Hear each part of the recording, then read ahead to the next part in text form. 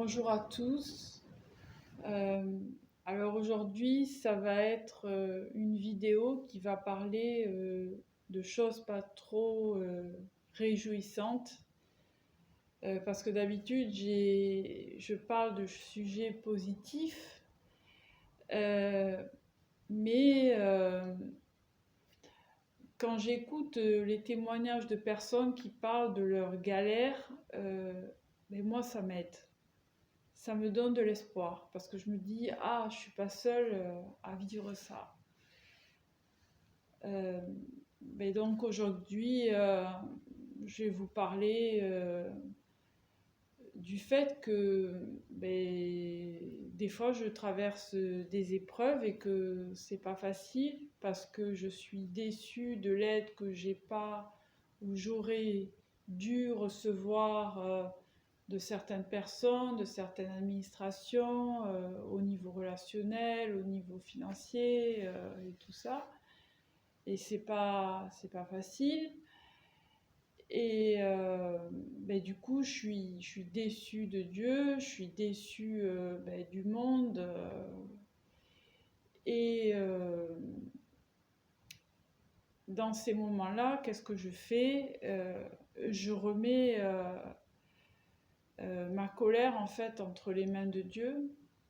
C'est mieux en fait de remettre sa colère entre les mains de Dieu que de la remettre entre les mains des hommes ou de la garder pour soi et de se faire du mal à soi.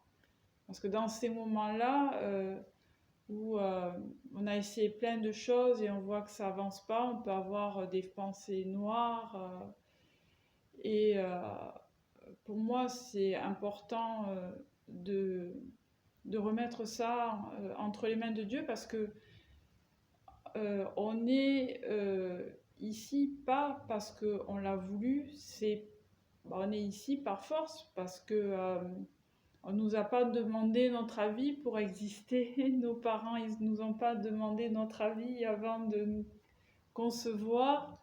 Dieu nous a pas demandé notre avis avant de nous envoyer sur la terre. Donc du coup, c'est frustrant quand on vit des choses difficiles et que on a de l'aide de nulle part. Et des fois, ça m'arrive d'en vouloir à Dieu, d'être en colère contre Dieu, de plus avoir la force de me battre, de plus avoir la force de vivre et tout ça. Et dans ces moments-là, en fait, je remets tout ça entre les mains de Dieu. Des fois, même, ça m'arrive de m'allonger par terre et de remettre ma détresse en fait entre les mains de Dieu, de remettre ma colère entre les mains de Dieu. Mais c'est comme un enfant en fait, quand il n'est pas content, quand il est frustré, quand il est triste, il va normalement, hein, mais certains le font pas parce que les parents sont pas vraiment accueillants de ces choses-là. Des fois, il faut toujours être cacher ses émotions, cacher sa tristesse, cacher sa galère. Et le monde, en fait, est fait comme ça, où on est plus dans l'apparence, dans faire semblant que tout va bien, et on manque, en fait, d'authenticité. Donc, moi, ce que je fais dans ces moments-là, c'est que je remets et tout ça entre les mains de Dieu et je ressens vraiment la présence de Dieu et que les bras de Dieu sont ouverts et qu'il reçoit ma colère, ma détresse, mes pleurs. Je sens en fait qui guérit mon cœur, qui me soulage, qui me réconforte, voilà. Et à un moment, il y a eu un moment où j'ai vraiment entendu la voix de Dieu dans mon cœur qui me disait, je suis Dieu, je suis ton papa qui t'aime, je suis Dieu, je suis ton papa qui t'aime. Voilà. C'est ce que j'entendais plusieurs fois dans mon cœur. Et c'était la première fois que j'entendais ça et ça m'a vraiment apaisée. Ça m'a vraiment apaisée, ça a enrayé en fait mes idées noires Et c'est le fait que j'avais l'impression d'être comprise, d'être entendue. Et quand je me suis relevée de par terre, en fait, de m'être allongée par terre ou assis par terre, j'ai senti vraiment la paix de Dieu vraiment envahir mon cœur. Et comme ce regain de courage pour aller de l'avant. Euh, et de pouvoir en fait sortir et continuer à vivre et à me battre et à persévérer dans n'importe quel domaine en fait où j'ai des épreuves, que ce soit au niveau de la santé, que ce soit au niveau financier, euh, au niveau de ma foi en Dieu, parce que des fois on perd la foi en Dieu. Mais le fait que quand on est dans la galère, qu'on n'a plus d'espoir, qu'on n'a plus envie de vivre, ben, on a encore quelque part cette foi si on vient devant Dieu et on dit, on se dit, il y a des personnes qui disent Dieu, il y a des personnes qui disent l'univers. C'est comme si en nous on était convaincus que il y a quelqu'un en fait derrière tout ça qui, comment dire, qui a le contrôle en fait. Il y a quelqu'un derrière tout ça, mais qui a, comment dire, créé ce monde en fait. Et que on peut s'adresser à Dieu comme notre Père en fait, que Dieu c'est notre Père. Quelque part, même si on n'y croit pas, il y a des gens quand ils se retrouvent dans la détresse, ils savent pas quoi faire parce qu'ils ont eu un accident ou ils ont perdu quelqu'un et tout ça, tout d'un coup, ils se mettent à dire Dieu, si tu existes, c'est ça que je vis, quoi. J'ai besoin de ta force pour continuer à vivre, j'ai besoin que tu me consoles, ou j'ai besoin que tu te révèles à moi, ou que tu m'expliques en fait pourquoi c'est arrivé, ou je suis dans cette situation, ou je traverse cette épreuve. Et c'est, comment dire, pour moi c'est plus puissant en fait, et c'est plus réconfortant de remettre tout ça entre les mains de Dieu, de pleurer entre les bras de Dieu, de remettre ma colère entre les mains de Dieu, parce que j'ai l'impression que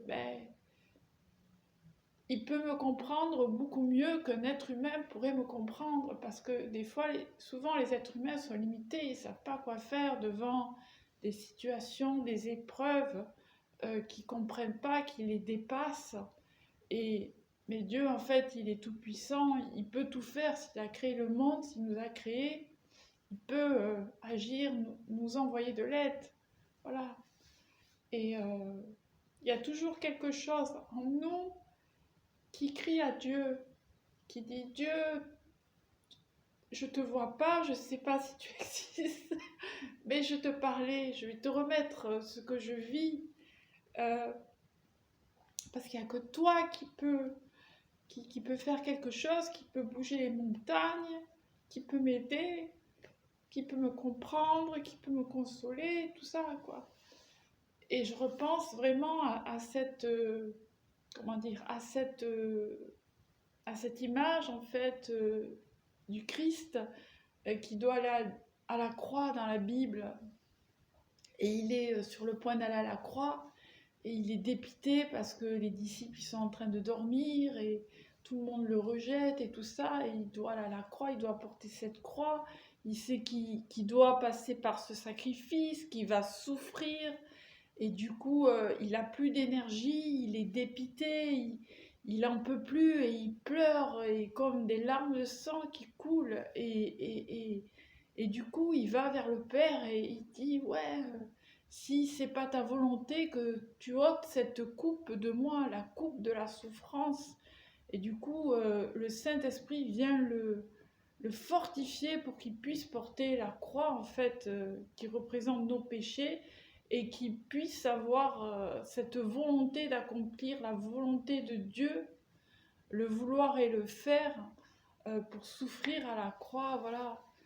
Et des fois, eh ben, comment dire, on a besoin que Dieu nous requinque en fait, que le Saint-Esprit nous requinque, que Dieu nous requinque, nous donne la force de persévérer dans l'épreuve, de, de, de croire en nous, de croire en lui, qui va nous aider, qui va nous envoyer de l'aide, qu'on peut y arriver.